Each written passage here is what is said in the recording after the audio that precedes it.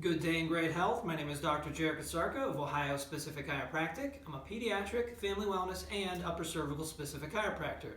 Today on this video, I'm going to be answering the question, what makes specific chiropractic specific? If you've seen any of my videos before, I always start off by saying that I am an upper cervical specific chiropractor, and the name of my office is Ohio Specific Chiropractic. So you might kind of bring up the question, what makes specific chiropractic what it is? How is it different from, let's just say, general or regular chiropractic? So hopefully I can kind of answer that question for you today. There are two major reasons or topics why I believe specific chiropractic is what it says it is. And the first is our use of objective and precise instrumentation, and the second is our utilization of a tailor-made adjustment. Now, under our use of instrumentation, the first specific instrument we use is our use of nerve scans. We have three major instruments that we use. We have the neurocalligraph, the neurocalorimeter, and the chirometer. Now, all three of those instruments, they are all scaled to measure a difference of a 0.5 degree Fahrenheit in our paraspinal skin temperature differential points of reference along the upper cervical spine. That might kind of bring up the next question, why that 0.5 degree Fahrenheit? Well, it only takes a difference of a 0.5 degree Fahrenheit to indicate that there is some type of nerve disruption happening in the body. Now, the major nerve disruption that we focus on is the vertebral subluxation happening in the upper cervical spine. That then takes us to the next reason why we are specific, and that is because we are focusing on the upper cervical spine, we are also focusing on the neurophysiology of the brainstem level. And the reason we focus on the brainstem is because it's a very important aspect of our nerve system. It is the connection area between the brain above and the body below. So all the nerve tracts and fibers from our brain, they all meet up at the base of our skull, and they reside in the two top bones of our neck, forming the brainstem, before they start to branch out to every organ, gland, and tissue of our body. So to maintain the proper neurophysiology of the brainstem area is going to be paramount to just your overall health and well-being. Now, another reason we are specific is that we don't rely solely on subjective indicators such as symptoms. Not saying that we don't listen for or take into consideration symptoms that the patient is dealing with. It's just not our primary reason for locating a vertebral subluxation. Now, the importance of that, or why that helps us be specific, is that more often than not, the symptoms or the effects are going to be remote or distant from the cause of those symptoms. Or you can think about it the other way, the cause is going to be remote or distant from the effects or the symptoms.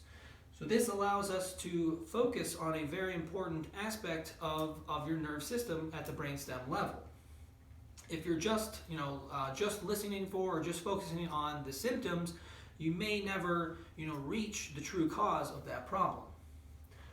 Another reason we are specific is in our instrumentation is our use of x-rays in the analysis of the spinal column.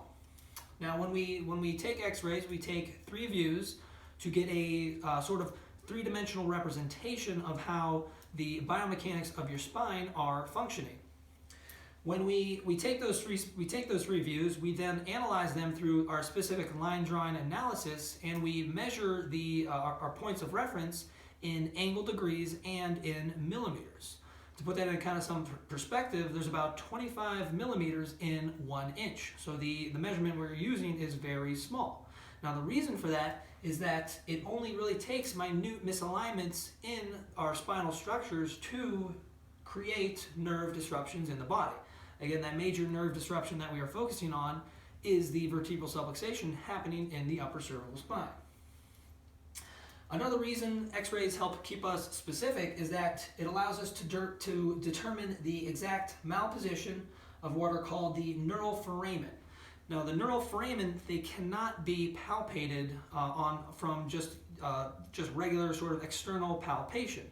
You need to use some type of imaging to see these structures of the spine. You see, there's 2 major foramen we focus on. We have the vertebral foramen, which is going to be the ring that's going to be created by every vertebral bone, and the 2 top bones is where the brainstem is going to reside and going to be protected by. And then we also have the intervertebral foramen, where when we take 2 adjoining spinal bones, they are going to create an opening where the spinal nerves are going to then exit. these neural foramen, they cannot be determined really by any form of palpation. When you're just using palpation as your sort of major determinant in trying to find a vertebral subluxation, it's going to be fraught with a lot of variables. That's because when you're just palpating those exterior or outer structures, such as the transverse process or the spinous processes, they are going to be naturally asymmetrical.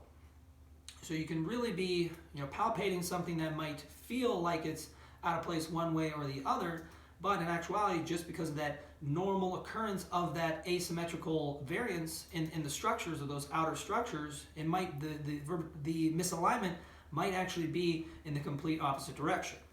So that kind of then takes us to the next point of what keeps us specific, is that it really cuts out on a lot of guesswork in our analysis of the vertebral subluxation. When we're looking for the relationship of our certain structures of the spine, we really come to the understanding that when the bone does misalign, it's not going to misalign to the right and to the left, sort of the point of reference that we are focusing on. Same thing, that point isn't going to misalign superior and inferior. It's not going to misalign anterior and posterior on that same sort of point of reference that we are looking at. So again, this cuts out on a lot of guesswork in trying to determine the sort of exact misalignment or malposition of those structures of the spine. Now finally, then, sort of the second major reason or topic, what makes us specific, is our utilization of a tailor-made adjustment. Just like a tailor-made suit, how it's designed to fit exactly your body and the structure of your body. The same thing with our tailor-made adjustment. The adjustment is tailored to fit your exact vertebral subluxation. In actuality, sort of every vertebral subluxation is going to be an individual sort of thumbprint for that person. And we come to find that tailor-made adjustment based on our previous exam through our nerve scans and our x-ray analysis. Now the major tailor-made adjustment that I use is called the Kale technique. It has a couple different names, such as upper cervical knee chest or Kale. But in general, what makes the Kale technique or the Kale adjustment specific itself, besides sort of the location or the determining of the malposition through the x-ray and the nerve scan, is going to be also the table itself. Now the table itself is going to be designed for the intention and the purpose of the adjustment.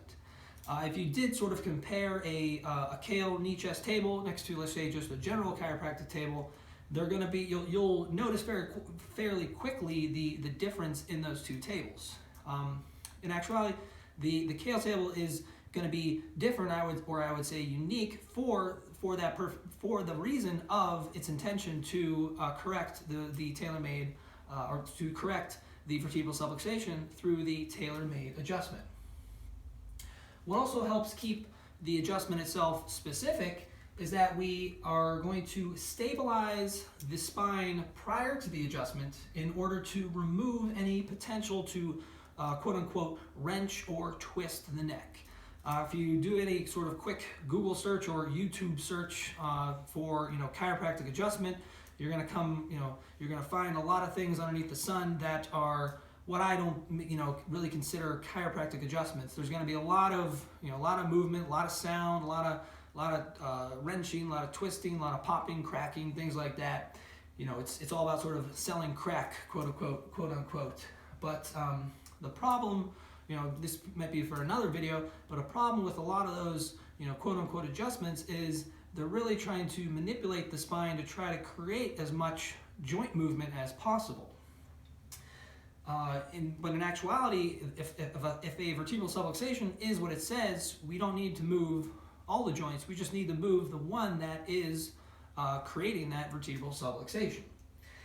To be all honest with the Kale adjustment itself, and this is to be proactive against sort of providing any wrenching or twisting in the neck. The neck is turned, but it's only turned prior to the adjustment in order to help stabilize and secure the spine to prevent any sort of twisting or wrenching of the neck. So yes, the neck is turned left or right, but it's only done prior to the adjustment in order to then help sort of stabilize or remove that potential to twist or wrench the spine at all. The table itself and the adjustment allows us to then contact the one segment that we need to correct. The position of the table and the position of the doctor it's going to be all designed to tailor-make the adjustment to contact the one segment that is creating the vertebral subluxation. Now, another reason what helps keep us specific and also honest with our adjustment is that after we perform the adjustment, we always perform post scans or post neurological scans to help us indicate or determine that we have in fact made a correction with the adjustment. So that's a huge, very important aspect of the work we do is, are we actually doing what we say we are trying to do?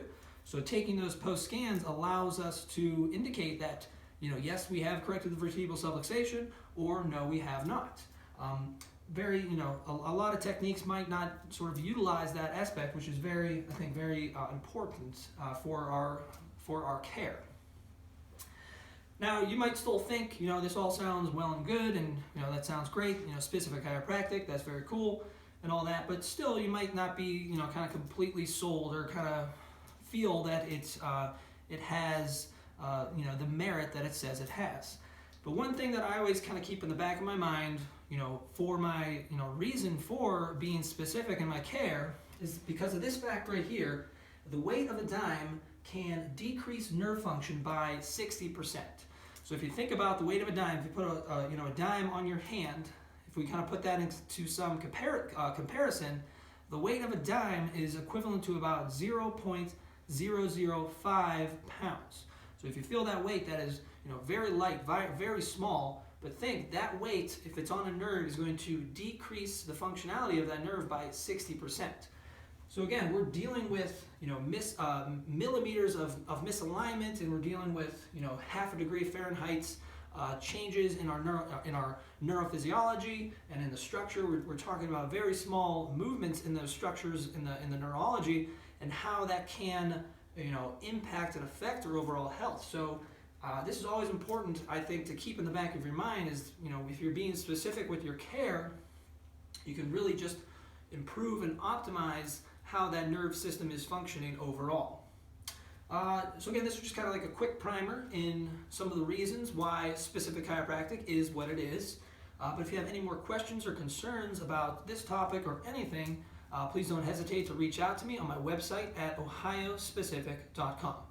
Thank you very much.